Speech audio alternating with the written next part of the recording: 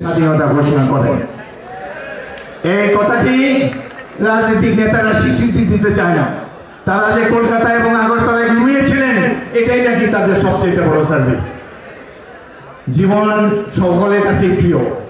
এই যে গ্রামে গঞ্জের নিরীহ ছাত্ররা, ইস্ট বেঙ্গল রেজিমেন্টের তরুণ অফিসার এবং সৈনিক বৃন্দ জীবন বিপন্ন করে দেশের স্বাধীনতার জন্য যে যুদ্ধে অংশগ্রহণ করেছেন, সেটি তো জনগণকে সার্ভিস দেওয়ার জন্য, একটি মুক্ত স্বাধীন দেশ গ্রহণ করার জন্য। এটিকে যদি স্বীকৃত না দেন, তাহলে কি ধরনের রাজনীতিক তারা আপনারা বুঝতে পারেন। স্বাধীনতার অব্যবহিত পরে দেখা গেল যে রণাঙ্গনে যারা জীবন বিপন্ন করে যুদ্ধ করেছে তাদের কোনো স্বীকৃতি নাই। এবং এই তৎকালীন আওয়ামী লীগ সরকারের প্রথম টার্গেট হলো যিনি স্বাধীনতা ঘোষণা করেছেন মেজর জিয়াউর রহমান। তাকে সুপারসিড করা হলো, একজন জুনিয়র সেনা কর্মকর্তার অধীনে তাকে সেনাবাহিনীর উপপ্রধান রূপে নিয়োগ দেওয়া হলো। আমরা অনেকে ভেবেছিলাম যে তিনি চাকরি ছেড়ে চলে যাবেন। জুনিয়র আন্ডারে চাকরি করা অত্যন্ত কঠিন, যে কোনো প্রফেশনে। কর্নেল আকবর হোসেন তৃতীয় ইস্ট বেঙ্গলের একজন সেনা কর্মকর্তা ছিলেন। পরবর্তীকালে রাজনীতিতে এসে বিএনপি সরকারের মন্ত্রীও ছিলেন। তিনি স্বাধীনতার অব্যবহিত পরে 72 সালে আর্মি থেকে রিজাইন করলেন এবং তিনি মাঝে মাঝে এসে আমি 72 এবং আমি 73 এবং 74 এই 2 বছরের 1.5 বছরে আমি তৎকালীন মেজর জেনারেল জিয়াউর রহমান সেনাবাহিনীর উপপ্রধান তার একান্ত সচিব ছিলাম। কর্নেল আকবর দেখি 2 দিন পরে পরে আসে আর জেনারেল জিয়াকে বলে, স্যার এখান থেকে রিজাইন দিয়ে দেন, আসেন আমরা রাজনীতি করি। উনি ইউপিপিতে জয়েন করেছেন, সেখানকার ভাইস প্রেসিডেন্ট। তো এই আমার সামনেই তিনি এইসব পরামর্শ দিচ্ছেন।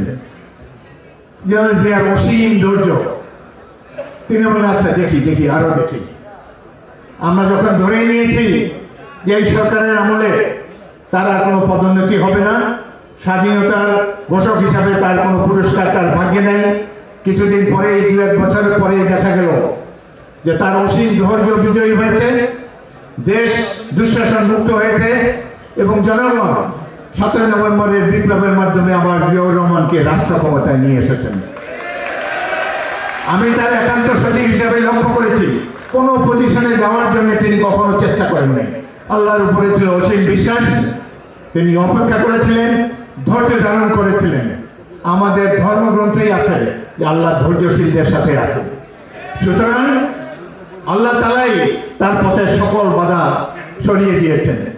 এখন আমরা অনেকেই ভেবেছিলাম এই শেখ হাসিনার শাসন না জানি কত বছর থাকে।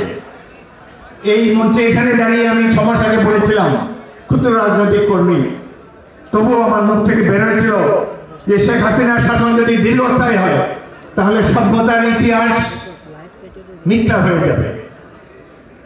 এই যে যুগ যুগ ধরে মানুষ চেষ্টার ফলে সভ্যতার যে পরিক্রমণ, এই যে এক স্তর থেকে অন্য স্তরে আমরা উন্নীত হয়েছি, সবই মিথ্যা হয়ে যাবে এই দুঃশাসন যদি দীর্ঘকাল স্থায়িত হয়। তার 1 মাসের মধ্যে দেখেন আল্লাহ রাব্বুল আলামিনের হস্তক্ষেপে এমন গজব তাদের উপরে নেমেছে, দেশ ছেড়ে পালাতে হয়েছে। এখন তাদের ধীরে ধীরে অস্তিত্ব বিলীন হওয়ার অতিক্রম হয়েছে। এখন আমাদের করণীয় কি? আমরা অবশ্যই